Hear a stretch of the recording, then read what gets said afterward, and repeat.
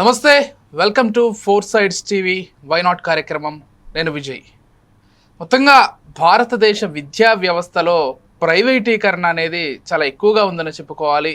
ఎక్కువగా గవర్నమెంట్ స్థాపించినటువంటి పాఠశాలలు, కళాశాలల కంటే తల్లిదండ్రులు కావచ్చు, విద్యార్థులు కావచ్చు, ప్రైవేటీకరించబడినటువంటి లేకపోతే ప్రైవేట్ వ్యక్తులు నిర్వహిస్తున్నటువంటి సంస్థల వైపు ఎక్కువగా మొగ్గు చూపుతున్నారు. ఇక్కడ క్వాలిటీ అనేటువంటి ఒక అంశాన్ని కూడా చాలామంది ప్రస్తావిస్తున్నారు. గవర్నమెంట్ విద్యా వ్యవస్థలో క్వాలిటీ అనేది ఉండట్లేదు, ప్రైవేట్ విద్యా వ్యవస్థలో క్వాలిటీ ఉంటుందని. కాకపోతే దీనికి సంబంధించినటువంటి లోతైన చర్చ కూడా జరుగుతోంది. కొంతమంది గవర్నమెంట్ విద్యా సంస్థల్ని ప్రోత్సహిస్తూ ఉంటే, మరికొంతమంది ప్రైవేటు విద్యా సంస్థల్లోనే ఎక్కువగా చక్కటి విద్య అందుతోందనేటువంటి వాదన కూడా వినిపిస్తున్నారు. అసలు ఈ అంశానికి సంబంధించి ఏం జరుగుతోంది, వాస్తవాలు ఏంటి అనేటువంటి విషయాల్లోకి వెళ్దాం. మనతో పాటు మా చీఫ్ అడ్వైజర్ సుధాకర్ శర్మ గారు సిద్ధంగా ఉన్నారు. వారిని అడిగి మరిన్ని విషయాలు క్షుణ్ణంగా తెలుసుకునే ప్రయత్నం చేద్దాం. నమస్కారం సార్. నమస్తే విజయ్ గారు. ఎస్ సార్, నేను అన్నట్లుగా ఈరోజు కూడా చాలామంది ఇంత అవగాహన కల్పిస్తున్నా కానీ గవర్నమెంట్ విద్యకు సంబంధించి లేకపోతే గవర్నమెంట్ నిర్వహిస్తున్నటువంటి విద్యా సంస్థలకు సంబంధించి కానీ ఎక్కువ మంది ప్రైవేటు వాళ్ళు నిర్వహించేటువంటి వాటిపైనే మొగ్గు చూపుతున్నారు. వాళ్ళకు ఉండేటువంటి కారణాలు వాళ్ళకు ఉన్నాయి. అంటే మనకు కూడా బహిరంగంగా కొన్ని విషయాలు కూడా అవగతం అవుతున్నాయి. సో ఎలా చూస్తారు, మీరు ఎలా చూస్తారు వ్యక్తిగతంగా, దీనికి కారణం ఏంటి? థ్యాంక్ యూ విజయ్ గారు. ముఖ్యంగా మనం ఈరోజు తీసుకున్నటువంటి అంశం చాలా కీలకమైంది. ఎందువల్ల అంటే ఒక దేశ ప్రగతికి, అభివృద్ధికి, అలాగే ఒక దేశం పురోగమనానికి అత్యంత కీలకమైనటువంటి అంశం విద్య. మరి education really defines and redefines the course of progression of any nation, be it India or any other country, be it in Asia or any other country. అసలు ఇంకా దేశము వీటికంటే అసలు మనిషి మనుగడ కన్నా చెప్పుకుంటే ఇంకా బాగుంటుందేమో. చాలా అద్భుతమైనటువంటి పదప్రయోగం. ఎందువల్ల అంటే మీరు అన్నది మానవ వికాసం.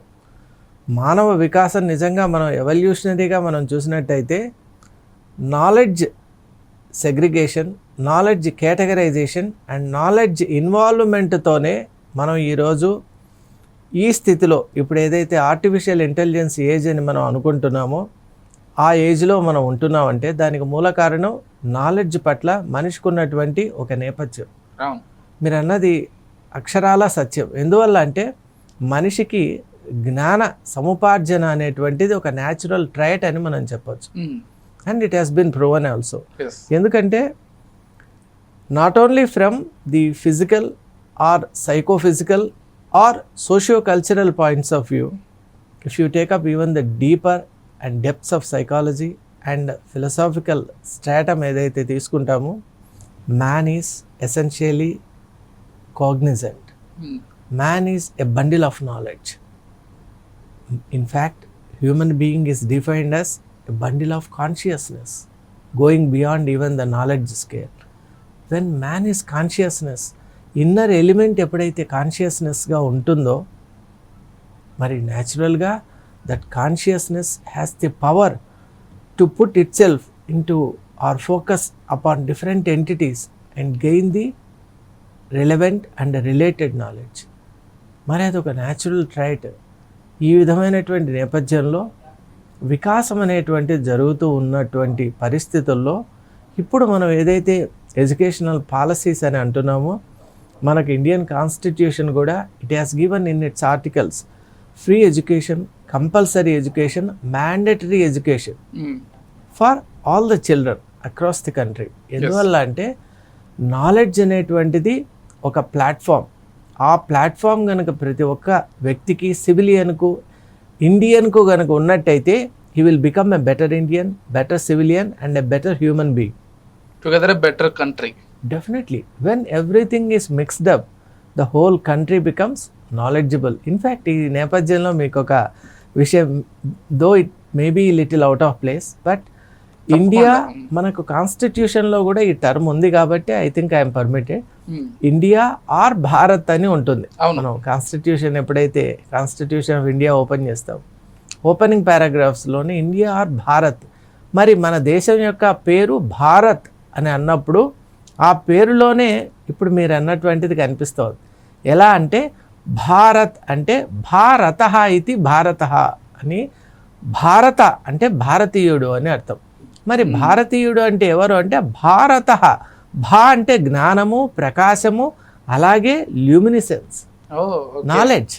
మరి నాలెడ్జ్ కాన్షియస్ పర్సనే భారతీయుడు. భారత అంటే భారత ఇది భారత అని, one who is endowed with ever lasting, enduring and ever engulfing enlightenment. ఆ నాలెడ్జ్ ఏదైతే ఉందో అతనే భారతుడు అని మనకు మన యొక్క స్క్రిప్చర్స్లో కానివ్వండి, ఏన్షియన్ ట్రెడిషన్స్లో కూడా చాలా స్పష్టంగా ఉందన్నమాట. అవును. కాబట్టి సార్థక నామధేయులం మనం కావాలి అనుకుంటే ఈ జ్ఞానపథంలో, నాలెడ్జ్ ప్రాసెస్లో, నాలెడ్జ్ పాత్లో మనం అందరూ కూడా నడిచి వెళ్ళాలి.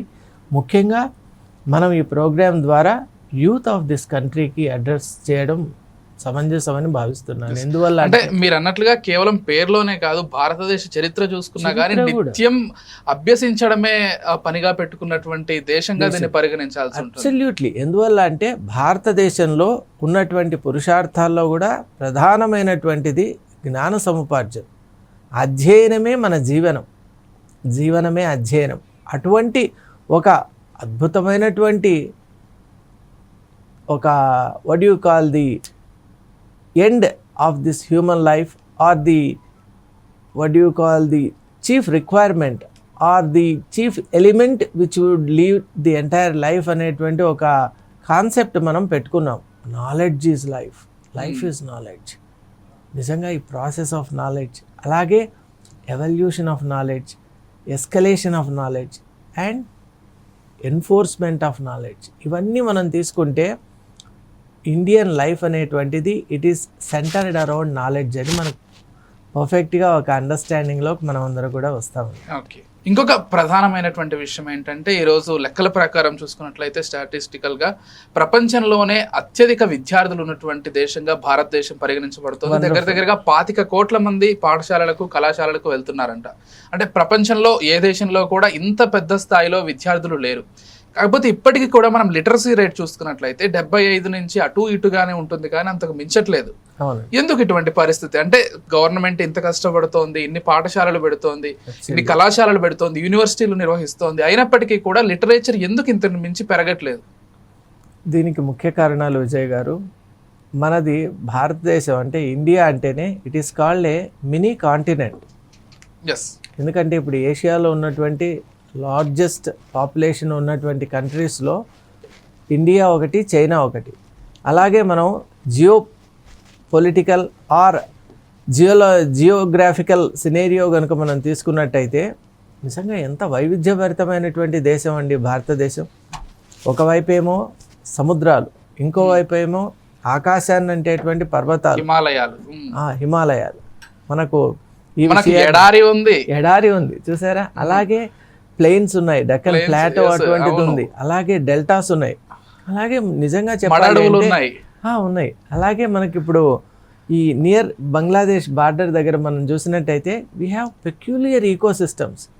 నిజంగా భారతదేశంలో ఉన్నటువంటి ఈకో సిస్టమ్స్, ఇంత బయోడైవర్సిటీతో ఉన్నటువంటి ఈకో సిస్టమ్స్ వేరే చోట చూడాలి అంటే కష్టసాధ్యం. ఈ విషయాన్ని మనమే కాదండి, మనకు ఒక ఆశ్చర్య కలిగించేటువంటి విషయము, అంశం ఏంటంటే మహాకవి కాళిదాసు ఎంత ప్రాచీనుడో మనందరికీ తెలుసు, ఏన్షియంట్ పోయిట్. మరి అతను రఘువంశం కుమార సంభవం అనేటువంటి ఒక కావ్య ప్రారంభంలో అస్త్యుత్తరస్యాస్తు దిశి దేవతాత్మ హిమాలయో నామ నగాధిరాజ అని స్పష్టంగా చెప్పాడు. అస్తి ఉత్తరస్యాంతు దిశి దేవతాత్మ హిమాలయో నామ నగాధిరాజ అంటే ఈ దేశం పుణ్యభూమి, ధన్యభూమి, వేదభూమి, కర్మభూమి, ఇటువంటి దివ్యమైనటువంటి భూమి ఇలా మారటానికి కారణం ఏంటి అంటే ఉత్తరాన హిమాలయాలు ఉన్నాయి. అసలు హిమాలయ పర్వతాలు ఏ దేశానికైతే ఉత్తరాన ఉంటాయో అది నిజంగా పుణ్యభూమి అవుతుంది అని వారు చెప్పారు. అంటే అప్పటి వాళ్ళలో ఒక కావ్య నిర్మాణంలో ఈ జియోగ్రఫికల్ ఎలిమెంట్స్ కూడా ఎంత చక్కగా రూపొందించేవారు. అది ఆదిలోనే పెట్టారు అంటే వారికి ఉన్నటువంటి ఎడ్యుకేషన్ స్టాండర్డ్ ఎటువంటిది అని మనం అర్థం చేసుకోవాలి. ఎందుకంటే నలంద యూనివర్సిటీ కానీ, అలాగే అప్పుడు ఉన్నటువంటి ప్రాచీనమైనటువంటి విశ్వవిద్యాలయాలన్నీ, తక్షశిల అద్భుతం నిజంగా, తక్షశిల, నలంద, అలాగే పాటలీపుత్రంలో కానివ్వండి, కన్యాకుబ్జంలో కానివ్వండి, దక్షిణాపథంలో కానివ్వండి. ఈ సందర్భంగా ఒక విషయాన్ని తెలియజేయాలి అనుకుంటున్నాను. భారతదేశంలో ఒక అద్భుతమైనటువంటి ఒక ఏర్పాటు ఉందండి. అదేంటంటే పూర్వం విద్యా వ్యవస్థలో ఉత్తర భారతదేశానికి దక్షిణ భారతదేశానికి 2 విద్యా స్థానాలు ఉన్నాయి, విద్యా కేంద్రాలు. వాటిలో తూర్పు భాగం అంటే ఈ ఉత్తర భాగంలో ఉన్నటువంటి అప్పర్ పార్ట్ ఆఫ్ ది ఇండియాకు ఉన్నటువంటి ఆ విద్యాస్థానం కేంద్రం నిలయం ఏమిటి అంటే వారాణసి, అంటే కాశీ అని ఈరోజు మనం ఏదైతే అంటామో కాశీ అనేటువంటిది అలాంటి స్థానం. అలాగే దక్షిణాపథానం ఉన్నటువంటి ప్రాంతానికి అన్నిటికీ కూడా కాంచి అని అన్నారు. కాశీ కాంచి ఈ 2 విద్యాస్థానాలు. ఇక్కడ న్యాయ వైశేషిక యోగ సాంఖ్య మీమాంస వేదాంతాది షడ్ దర్శనాలు, అలాగే ఋగ్యజు సామ అధర్వణాది వేదాలు, అంతర్భాగాలైన సంహిత బ్రాహ్మణ ఆరణ్యక ఉపనిషత్తులు ఇవన్నీ కూడా క్షుణ్ణంగా, ఇవి కాక వేదాంగాలైనటువంటి శిక్ష వ్యాకరణ కల్ప జ్యోతిష ఇలాంటి షడ్ ఉపాంగాలైనటువంటి విద్యలు, చతుషష్ఠి అంటే 64 కళలకు సంబంధించినటువంటి విద్యలు, వాటికి సంబంధించినటువంటి గ్రంథాలు, అలాగే మనకు తక్షశిల నలందలో మనం చూసినట్టయితే we can find the largest collection of ancient text, the manuscripts, palm leaves. అలాగే అప్పటి రోజుల్లో అందుబాటులో ఉన్నటువంటి అన్ని రైటింగ్ సిస్టమ్స్ కూడా చాలా చక్కగా డెవలప్ అయినటువంటి ఒక స్థితిని మనం గమనిస్తూ ఉన్నాం. అంటే ఏన్షియంట్ సివిలైజేషన్గా ఉన్నటువంటి మన దేశం పూర్వం నుంచే విద్య పట్ల విశేషమైనటువంటి మక్కువ, ఆదరణ, విద్యనే మనిషిని నరోభవే సోమః అంటే మానవుడే మాధవుడుగా మారేటువంటి అవకాశం విద్య ద్వారా ఉంది అని అప్పటి వాళ్ళు భావించడం వల్ల విద్యకి ఇంతటి చక్కటి ఒక ప్రాచుర్యత ప్రాధాన్యత ఇచ్చారు. కాబట్టి అది కాలక్రమేణా వస్తూ ఉండగా మన దేశం నిజంగా అది హిస్టారికల్గా జరిగిన ఫ్యాక్ట్స్ కాబట్టి మనము చాలామంది ఇప్పుడు కొంతమంది దండయాత్రతో వచ్చారు, కొంతమంది వంచనతో వచ్చారు, మరికొంతమంది రకరకాలైనటువంటి స్ట్రాటజీస్తో వచ్చారు.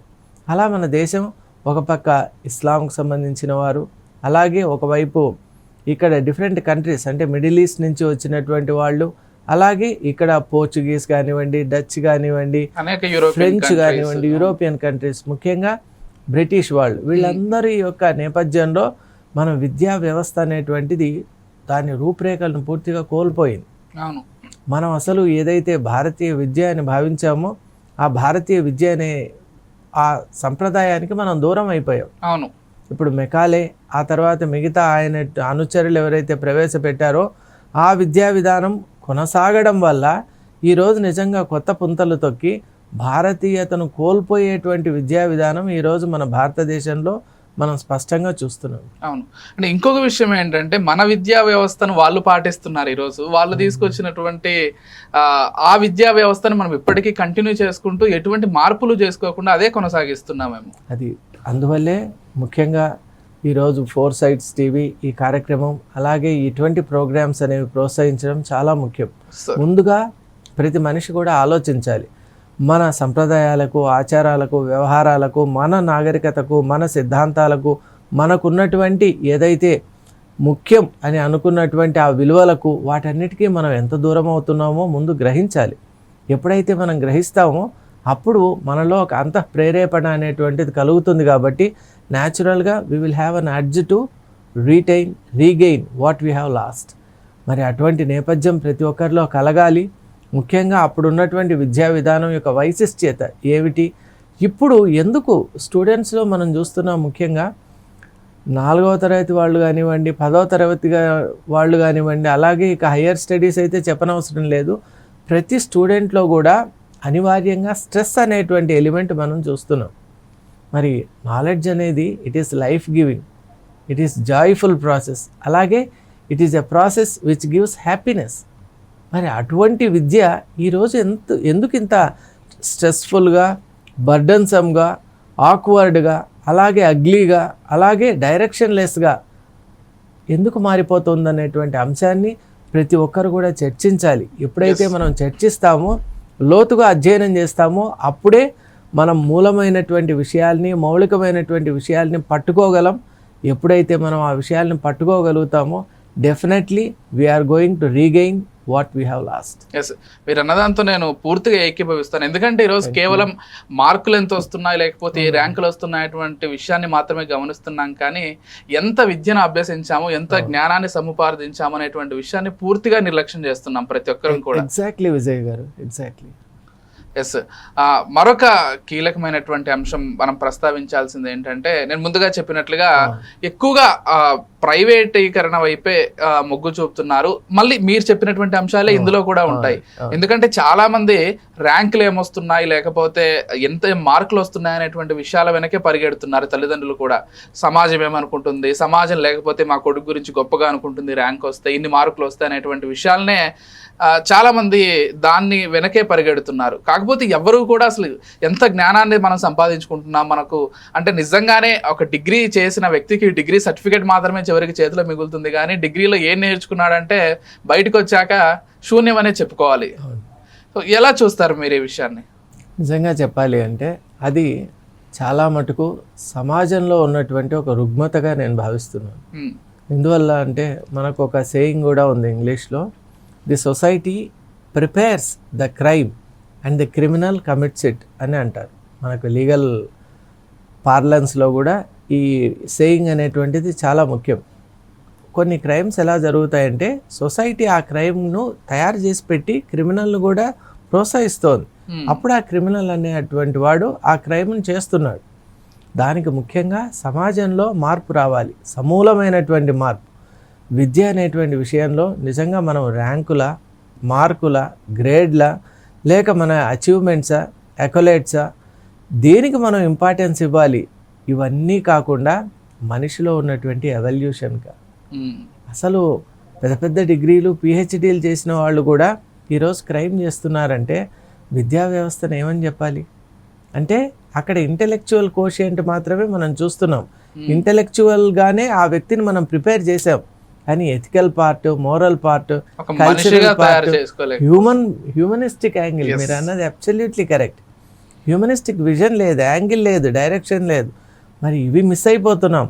ఒక మనిషి విద్యావంతుడు కావడమే ముఖ్యం కాదండి, ముఖ్యంగా మంచి మనిషిగా ఉండాలి. ఎగ్జాక్ట్లీ, మీరు అన్నది కూడా కరెక్ట్. ఇప్పుడు ఈరోజు చదువుకున్నటువంటి విద్యావంతులైనటువంటి చాలా మంది కూడా వాళ్ళ స్వార్థం కోసం నేనెంత సంపాదించుకున్నాను, నా కుటుంబం కోసం ఎంత సంపాదించినటువంటి విషయం చుట్టే ఉన్నాడు, కానీ సమాజానికి తానేం చేశాననేటువంటి విషయాన్ని మర్చిపోతున్నాడు. అవునండి, అది చెప్పవలసినటువంటి బాధ్యత టీచింగ్ ఫ్యాకల్టీ ఎవరైతే ఉన్నారో వాళ్ళపైన కూడా ఉంటుంది. అందువల్ల అంటే పేరెంట్స్, అలాగే సొసైటీ, ఇక్కడ టీచర్స్, వీళ్ళు ముగ్గురు కూడా చాలా ముఖ్యమైనటువంటి పాత్రను పోషిస్తూ విద్యార్థుల్ని ఎలాగైతే ఒక శిల్పి ఒక శిలను శిల్పంగా చెక్కుతాడో ఆ విధంగా ఇక్కడ ఈ మూడు ఫోర్సెస్ కూడా ఒక రా మెటీరియల్ అయినటువంటి ఒక స్టూడెంట్ను అద్భుతమైనటువంటి ఒక శిల్పంగా తీర్చిదిద్దడంలో వీళ్ళందరి పాత్ర ఉంటుంది. అందువల్ల పేరెంట్స్ కూడా ఎటువంటి విద్య వాళ్ళకి కావాలనో అది చెప్పాలి. సమాజం కూడా విద్యకి ఇంపార్టెన్స్ ఇస్తూ నాన్ ఎసెన్షియల్ ఎలిమెంట్స్ మిగతా వాటికి తక్కువ ఇంపార్టెన్స్ ఎప్పుడైతే ఇస్తుందో అప్పుడు సమాజంలో ఉన్నటువంటి వైఖరిని బట్టి ఆ ఇన్ఫ్లుయెన్స్ పేరెంట్స్ మీద పడుతుంది. మరి వీళ్ళిద్దరి యొక్క ఇన్ఫ్లుయెన్స్ టీచర్స్ మీద పడుతుంది. ఎందువల్ల అంటే వీళ్ళిద్దరి యొక్క దృక్పథాన్ని బట్టి వీళ్ళకి నిజమైనటువంటి విద్య కోరుతున్నారు కాబట్టి అప్పుడు అధ్యాపకులు కూడా చక్కటి విద్యను అందించి ఆ విద్యార్థి ఎలా నిజమైనటువంటి విద్యార్థిగా రూపుదిద్దుకోవాలో అటువంటి రూపాన్ని వాళ్ళు అందించేటువంటి ప్రయత్నం చేస్తారు. ఇది it might appear very long, Vijay గారు. అవును. అండ్ ఇంకొక విషయం ఏంటంటే మన తెలుగులో కూడా ఎక్కువగా చెప్పుకునేది ఏంటంటే కేవలం విద్యకి సంబంధించి మాత్రమే మాట్లాడరు, విద్యా బుద్ధులు అంటారు. చాలా మంచి మాట. సో రెండు కూడా ఆ రెండు కలిపే వస్తాయి. అవును, విద్యా బుద్ధి అనేటువంటిది ఒక మనం సంయుక్తంగానే కలిసే చెప్తాం. అలాగే మనం ఎప్పుడు కూడా ఏమంటాం అంటే విద్యా దదాతి వినయం అని చెప్తాం. ఒక మనిషిలో విద్య ఉంది అంటే దానికి లిట్మస్ టెస్ట్. ఇప్పుడు మామూలుగా ఫార్మసీలో కానీ కెమికల్ ఇండస్ట్రీస్లో, కెమికల్ ఇంజనీరింగ్లో మనం ఎక్కడైనా ఒక పర్టికులర్ టెస్ట్ను లిట్మస్ టెస్ట్ చేసి చూస్తాం. ఆ పర్టికులర్ కాంపోనెంట్ ఉందా లేకుంటే ఆ పర్టికులర్ రియాక్షన్ జరిగిందా అనటానికి. మరి అలా ఒక వ్యక్తిలో విద్య ఉందా అని తెలుసుకోవటానికి ఏకైక లిట్మస్ టెస్ట్ ఏమిటి అంటే అతనిలో వినయం ఉండటం. ఎందువల్ల అంటే పళ్ళతో నిండి ఉన్నటువంటి చెట్టు ఎప్పుడు కూడా ఒదిగి కిందికి ఉంటుంది. అవును, ఏమీ లేనటువంటి చెట్టు చూసారా? కాబట్టి అలా ఏమీ లేని ఇస్తరాకు ఎగిరెగిరి పడుతుంది, అన్ని అన్నీ ఉన్నటువంటిది స్థిరంగా అక్కడే అద్భుతంగా ఉంటుంది. కాబట్టి మనిషి ఎప్పుడు కూడా నిండు కుండ తొణకదు అని మన తెలుగులో ఒక నానుడి కూడా ఉంది. కాబట్టి నిండు కుండతో మనం నీళ్ళు ఎంత దూరం తీసుకువెళ్ళినా ఒక డ్రాప్ కూడా పడిపోదు. ఎందుకు? అది ఈజీగా బ్యాలెన్స్ అవుతుంది. కానీ సగం నీళ్ళు ఉంటే మొత్తం మనం ఇంటికి తీసుకుపోయే వరకే మిగలని పరిస్థితి కూడా ఉంటుంది. కాబట్టి ఎప్పుడు కూడా ఒక విద్యార్థిని నిండు కుండగా ఫలవృక్షంగా తయారు చేసేటువంటి ఒక సమాజం రావాలి, తల్లిదండ్రులు రావాలి, అలాంటి అధ్యాపకులు కూడా వస్తే నిజంగా అద్భుతమైనటువంటి మనం ఏదైతే ఈరోజు చర్చలో ఎలా ఉండాలి ఒక విద్యార్థి అనుకున్నామో అటువంటి విద్యార్థుల్ని అసంఖ్యాకంగా మనం ఈ సమాజంలో చూడవచ్చు.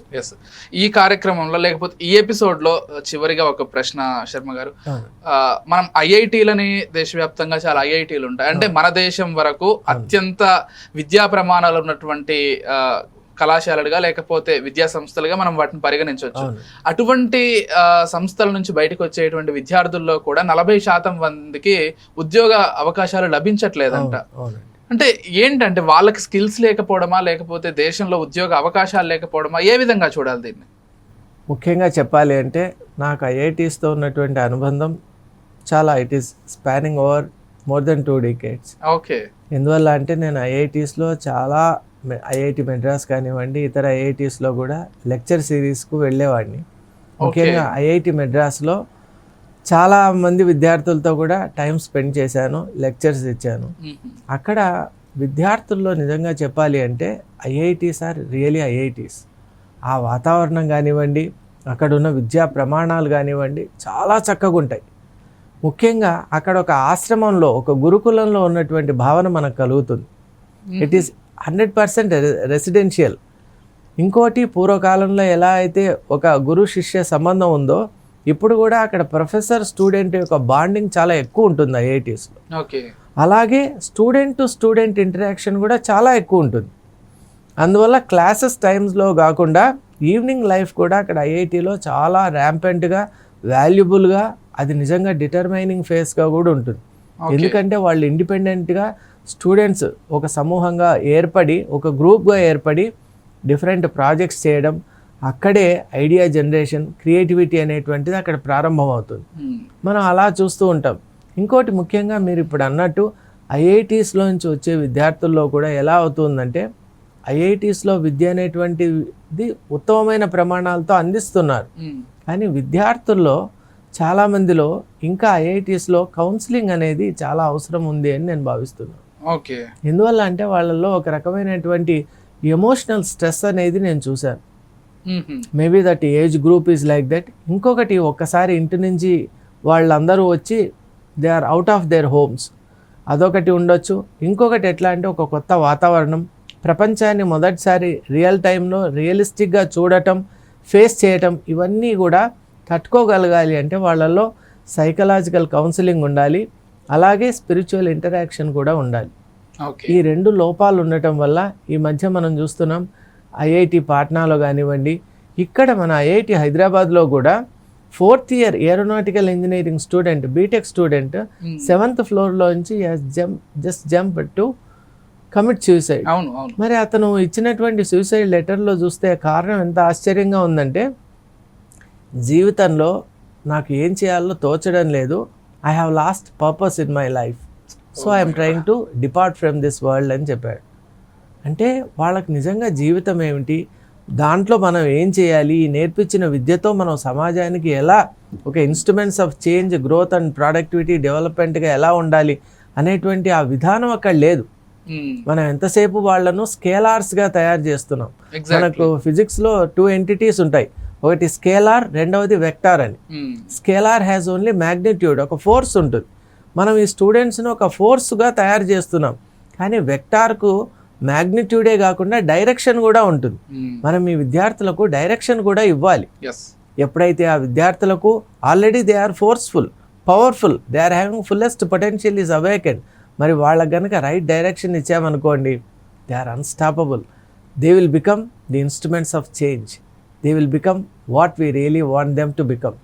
మరి అటువంటి నేపథ్యం రావాలి అని కోరుకుంటున్నాను. మీరు అన్నట్లుగా అంటే విద్యార్థులకి అంటే మొదటి దశ నుంచి కూడా సమాజం పట్ల బాధ్యత, సమాజానికి సంబంధించినటువంటి సోషల్ రెస్పాన్సిబిలిటీ అనేటువంటిది, కల్చరల్ రెస్పాన్సిబిలిటీ అనేది, ట్రెడిషనల్ రెస్పాన్సిబిలిటీ అనేది, ముఖ్యంగా గ్లోబల్ రెస్పాన్సిబిలిటీ.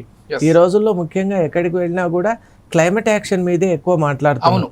ఎందువల్ల అంటే మనం అందరూ కూడా beat Asia, Africa, both Americas, world summits అన్నిట్లో కూడా క్లైమేట్ గురించి చర్చ వస్తుంది. ఎగ్జాక్ట్లీ విజయ్ గారు. ఎందుకంటే ఇప్పుడు మనం మాట్లాడవలసింది కూడా క్లైమేట్ యాక్షన్ గురించే. Yes. మన ప్లానెట్ ఏదైతే ఉన్నదో ఆ planet is under great threat. మరి అటువంటప్పుడు మనం అన్ని 193 UN రికగ్నైజ్డ్ కంట్రీస్ అందరూ కూడా దీనిపై ఫోకస్ పెడుతున్నారు, పెట్టాలి కూడా. మరి ముఖ్యంగా భారత్లో కూడా, ఇండియాలో కూడా అటువంటి విధానమే ప్రవేశపెట్టి క్లైమేట్ యాక్షన్ మీద స్టూడెంట్స్కు ఫ్రమ్ హైయర్ సెకండరీ నుంచి కూడా వాళ్ళకు ఒక అవగాహన అనేటువంటిది ఇవ్వాలి. ఇచ్చినప్పుడే they will travel through that knowledge. అప్పుడు వాళ్ళల్లో కూడా కొత్త ఐడియాస్ వస్తాయి. How we can become productive instruments. ఇప్పుడు UN నిజంగా యంగ్, ఫ్రెష్ అండ్ డైనమిక్ మైండ్స్ని ఇన్వైట్ చేస్తోంది, యునైటెడ్ నేషన్స్. Yes. మరి వాళ్ళు చేసేటువంటి సస్టైనబిలిటీ ప్రాజెక్ట్స్ చాలా అద్భుతంగా ఉన్నాయి. వాటిని అర్థం చేసుకోవాలి. ఎంతసేపు మనము మనం ఒక మూసలో తిరుగుతూ ఉండటం కాకుండా మనం అందరూ కూడా హైదరాబాద్లోనో లేక అహ్మదాబాద్లోనో లేదా కాలిఫోర్నియాలోనో లేదా లండన్లోనో లేము, కానీ మనం అందరూ ఒక ప్లానెట్ పైన ఉన్నాం అనేటువంటి ఒక భావన, బాధ్యత మనకు ఎప్పుడైతే ఉంటుందో డెఫినెట్లీ ప్రతి ఒక్కరు కూడా ఆ బాధ్యత ఉన్నప్పుడు మనకు ఆలోచనలు కూడా సరి అయిన రీతిలో, సరైన మోతాదులో, సరైనటువంటి శాస్త్రీయ దృక్పథంతో వస్తాయి. కాబట్టి ఆ ఆలోచన విధానంతో we will do really wonderful things and make this earth a better place to live upon. Thank you Sudhakar Sharma గారు. అంటే తర్వాత ఎపిసోడ్లో అసలు విద్యా వ్యవస్థలో ఉన్నటువంటి లోపాలకు సంబంధించి గవర్నమెంట్ ఇంకా బెటర్గా ఏం చేయగలిగితే బాగుంటుంది, దాంతోపాటుగా ఈ ప్రైవేటైజేషన్కి సంబంధించి ఎందుకు ప్రభుత్వం ఇంత నిర్లక్ష్యంగా వ్యవహరిస్తుంది అనే అంశాలకు సంబంధించి తర్వాత ఎపిసోడ్లో చర్చిద్దాం. Thank you for watching 4 Sides TV.